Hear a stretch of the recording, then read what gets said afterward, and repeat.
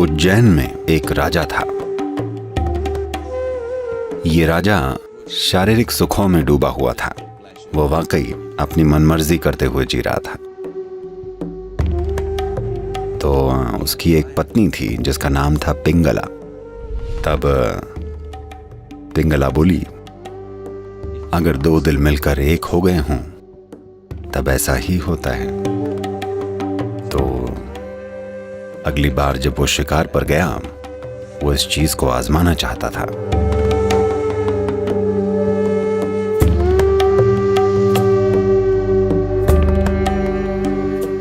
उज्जैन में एक राजा था। उसका नाम था Bhartrihari. He is the one who wrote the Sringara Shatakam and later on wrote the Vairagya Shatakam. ये वही हैं जिन्होंने श्रृंगार षटकम लिखा और बाद में वैराग्य षटकम भी लिखा। श्रृंगार षटकम एक कविताओं की रचना है। इसमें सिर्फ काम की लालसा और काम साहित्य है। वैराग्य षटकम एक पूरी तरह से वैराग्य और त्याग की रचना है। ये राजा शारीरिक सुखों में डूबा हुआ था। वो वाकई अपनी मनमर्जी करते हुए जी रहा था। एक दिन वो शिकार पर गया और उसने एक हिरण को निशाना बनाया और मार गिराया। जब हिरण मर गया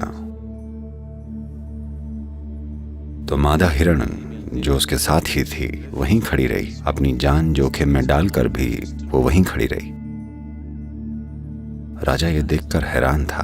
भागकर अपनी जान बचाने के बजाय वो वहीं मरने के लिए तैयार खड़ी थी।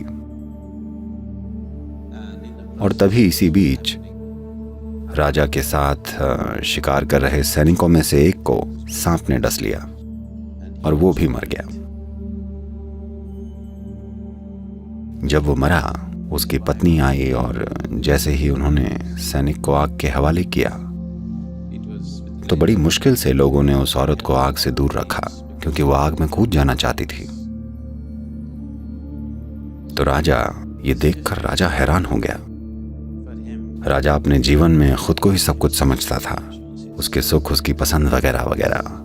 जब उसने इस मादा हिरण को देखा और उस औरत को आग में कूदने की कोशिश करते देखा तो वो एक तरह से कंफ्यूज्ड हो गया। तो उसकी एक पत्नी थी जिसका नाम था Pingala.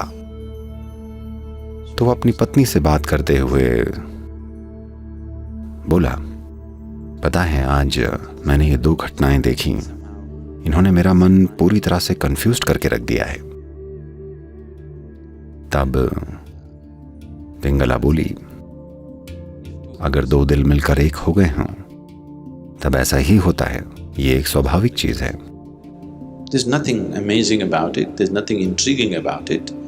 If two hearts are really become one in their experience, this is how it will be. इसमें आश्चर्य की बात नहीं है, हैरानी की कोई बात नहीं है। अगर दो दिल उनके अनुभव में वाकई मिलकर एक हो गए हों। उसने बड़े सहज होकर कहा जैसे ये एक आम बात है। तो इसने राजा को और भी हैरानी में डाल दिया कि उसकी पत्नी भी यही कह रही है। उसके पास 500 स्त्रियां थीं, उसे ये बात समझ में नहीं आई। तो अगली बार जब वो शिकार पर गया, वो इसको आजमाना चाहता था। उसने क्या किया कि उसने अपने कपड़ों पर जानवरों का खून सान कर उन्हें महल में भिजवा दिया और पिंगला को यह बताया गया कि राजा मर गए हैं, उन्हें एक बाघ ने मार डाला। तो जब पिंगला को ये खून से सने कपड़े मिले, उसने कपड़े नीचे रखे, कपड़ों को नमन किया और फिर उन कपड़ों पर लेट गई और उसने वहीं अपनी अंतिम सांस ली और मर गई। जब उसे इस बात का पता चला तो वो इतना ज्यादा परेशान हो गया कि वो बस ऐसे ही उसे परखना चाह रहा था और उसने सच में अपनी जान दे दी। और तब उसने अपना राज्य छोड़ दिया और एक ऋषि बन गए। और तब उन्होंने वैराग्य षटकम की रचना की। ये कविताओं वाली सुंदर रचना है।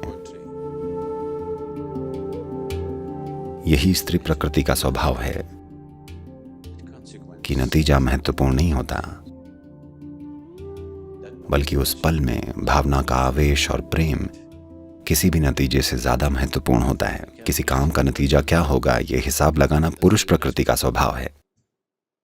पुरुष प्रकृति हमेशा नतीजे के बारे में सोचती रहती है। स्त्री प्रकृति नतीजे के बारे में नहीं सोचती, बल्कि सोचती है कि अभी क्या मायने रखता है।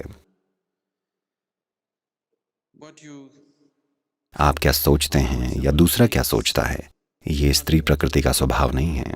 वो क्या सोचती है, यही स्त्री प्रकृति का स्वभाव है। क्या उसे विचारों से दिशा नहीं देनी चाहिए?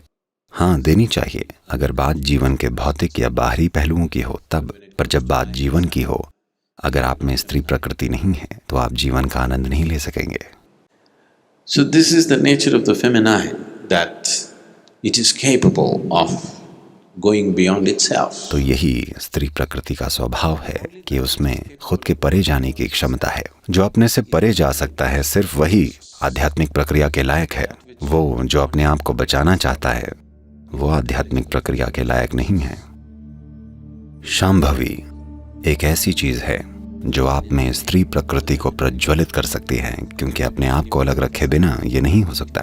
ये कोई ऐसी चीज नहीं है जो आप करते हैं, ये एक ऐसी चीज है जिसे आप होने देते हैं। शांभवी का सबसे खूबसूरत पहलू यही है, आप वाकई ये कर नहीं सकते। सिर्फ तब जब आप इसे होने देंगे, ये एक बाण की तरह आएगी। अगर आप इसे सही से टेक्निकली करना चाहेंगे तो कुछ नहीं होगा, क्योंकि प्रैक्टिस अपने आप में कुछ नहीं करती। जब आप इसे होने देते हैं, तब आपका सबसे भीतरी हिस्सा, जो कि सृष्टि का आधार है, वो पूरी तरह प्रकट हो जाता है।